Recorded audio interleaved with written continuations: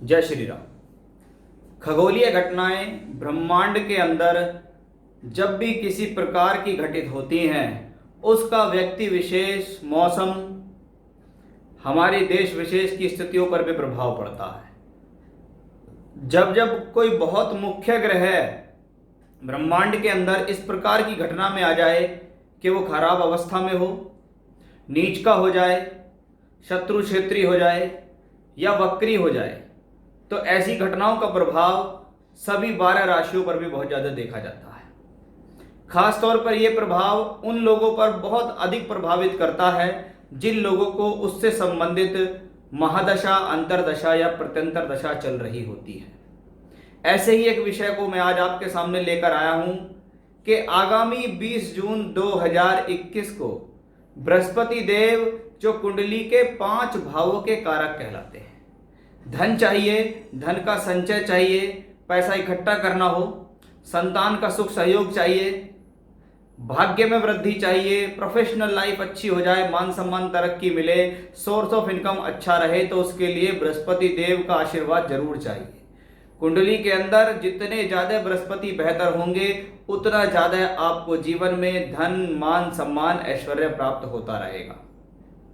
अब ऐसा ग्रह जब वक्री हो जाए ब्रह्मांड के अंदर, तो ये कोई दोष नहीं है। कहते हैं वक्री ग्रहों के बारे में बहुत सारी लोगों ने मिथ्याएं फैला रखी हैं, लेकिन वास्तव में जब कोई ग्रह सूर्य की आभाओं से दूर हो जाता है तो वो वक्री हो जाता है।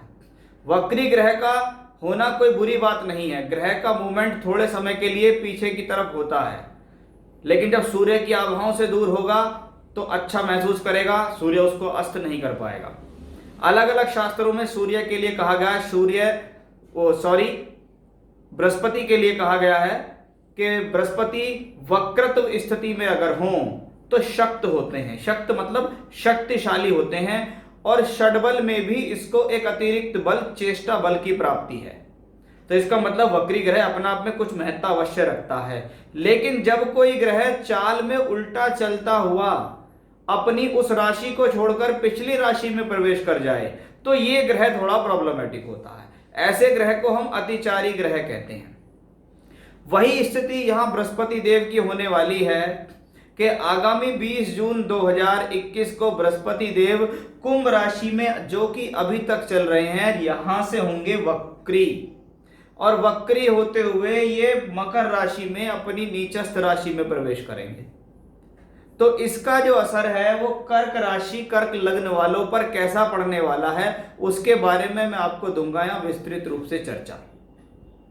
तो शुरुआत करते हैं सबसे पहले मुख्य ग्रह बृहस्पति के बारे में कि ये बृहस्पति आपकी लग्न, आपकी राशि से 2 स्वामित्व लिए हुए हैं। पहला स्वामित्व छठा, दूसरा स्वामित्व भाग्य, यानी संघर्ष कराने वाला और संघर्ष से सफलता देने वाला ग्रह है यहां बृहस्पति।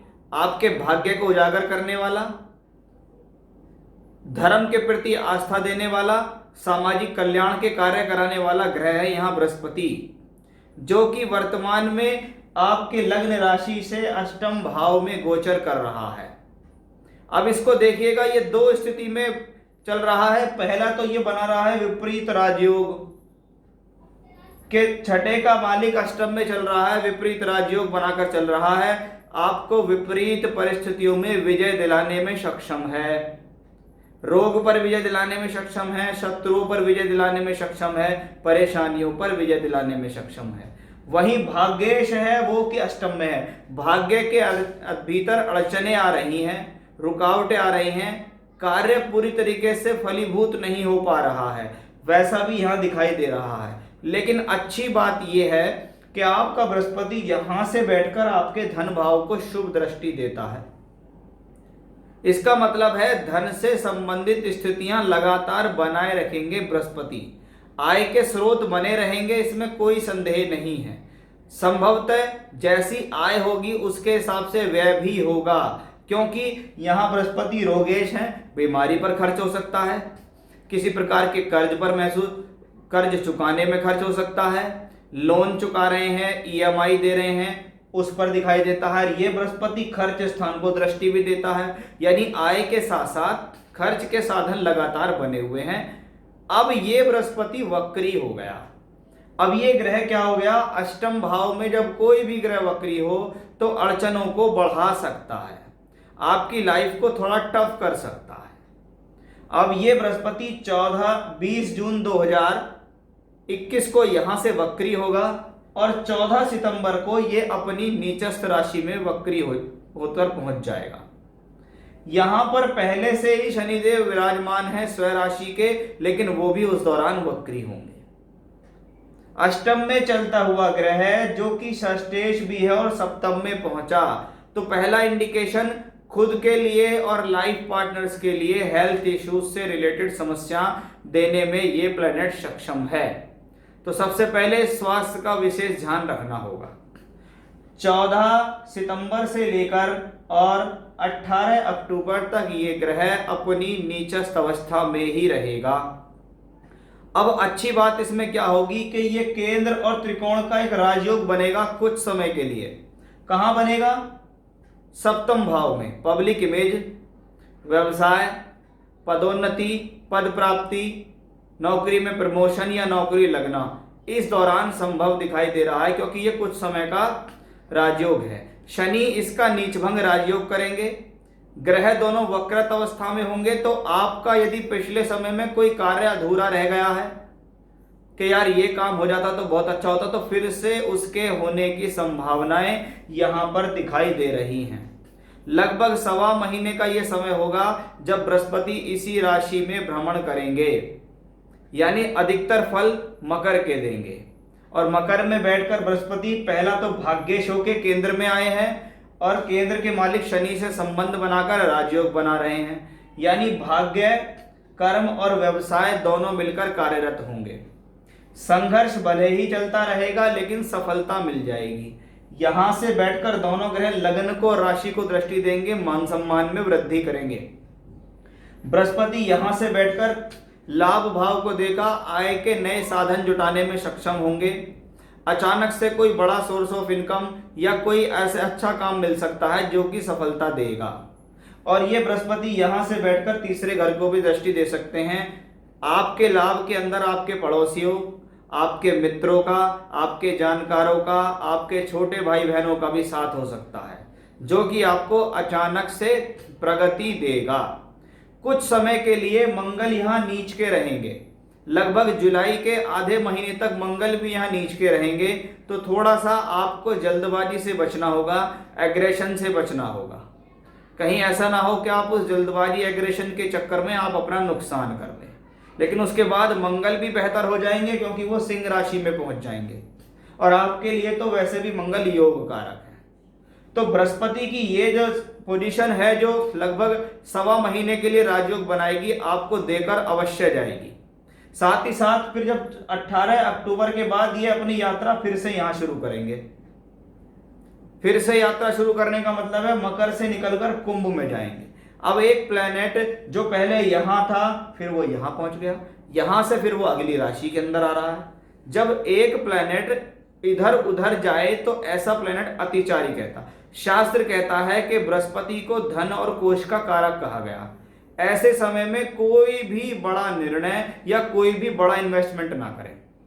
आपके पास ऑफर आ रही है, आप उसे संभाल सकते हैं तो संभालिए। उसके चक्कर में खुद बड़ा पैसा कहीं से लोन मत लीजिए, किसी से कर्ज मत लीजिए। यानी जितनी चादर आपकी है उतने पैर फैलाकर ही कार्य आपको करना होगा। नहीं तो वो प्लेनेट आया, कुछ समय के लिए डीलिंग करी, जैसे ही बृहस्पति की मूवमेंट हुई पता लगा डीलिंग हाथ से निकल गई। तो उतने समय काल में उतना ही काम करना है जितना आपके स्वयं के वश में हो, जिसमें आप कर्ज में ना आए, जिसमें आप चिंता परेशानी में ना आए। क्योंकि बृहस्पति जब यहां से बैठकर फिर यहां पहुंचेगा तो अष्टम के फल देगा, द्वादश को दृष्टि देगा और छठे घर के मालिक के होने के साथ फल देगा।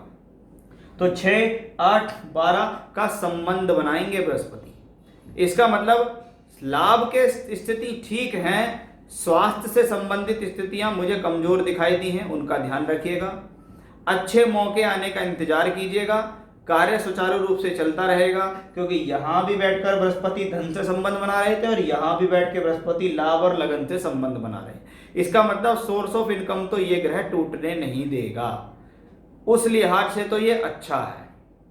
लेकिन रोगेश भी हैं, आपको और आपके लाइफ पार्टनर दोनों को बीमार कर सकता है।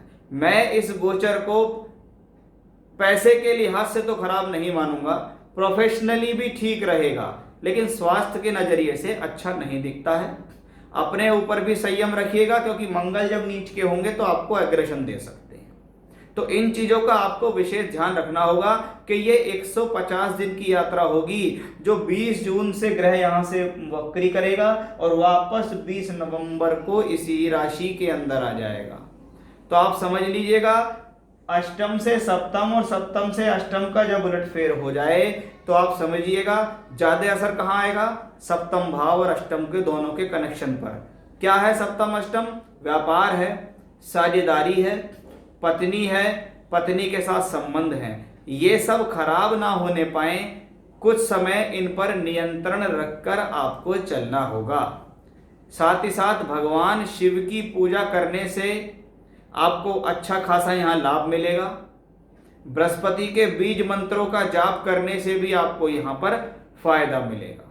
तो ये दो छोटी सी पूजा पाठ हैं जो आपको करनी है। साथ ही साथ किन चीज़ों का ध्यान रखना है उनके बारे में भी मैंने आपको यहाँ बताया है। कर्ज नहीं लेना है, ये ध्यान रखिएगा, क्योंकि ऐसे समय में ऐसा लगता है कि कितनी बढ़िया अपॉर्चुनिटी आ रही है, अपनी जेब से लगा दो, कर्ज से लगा दो, आ तो सब वापस जाएगा, फिर क्या होगा, नुकसान हो जाएगा। क्योंकि ये हिडन भी होता है, जब अष्टम से संबंध हो तो हिडन होता है और सडन देता है। सडन अचानक से फल देने वाले ग्रह जो होते हैं वो वक्री ग्रह ही होते हैं। ये आपके जीवन में अचानक से घटनाओं को देने वाले ग्रह होंगे। तो इन सब चीजों का रखिए खास ख्याल। यह गोचर आपको कोई बड़ी परेशानी नहीं देगा, इसमें कोई संदेह नहीं है। बस ये इंतजार करेगा कि आप गलती करें और उसका खामियाजा भुगतें। तो ये था मेरा आज का विषय। फिर से नए विषय के साथ आपके सामने मैं हाजिर होऊंगा। तब तक के लिए बने रहिएगा मेरे साथ। जय श्री राम।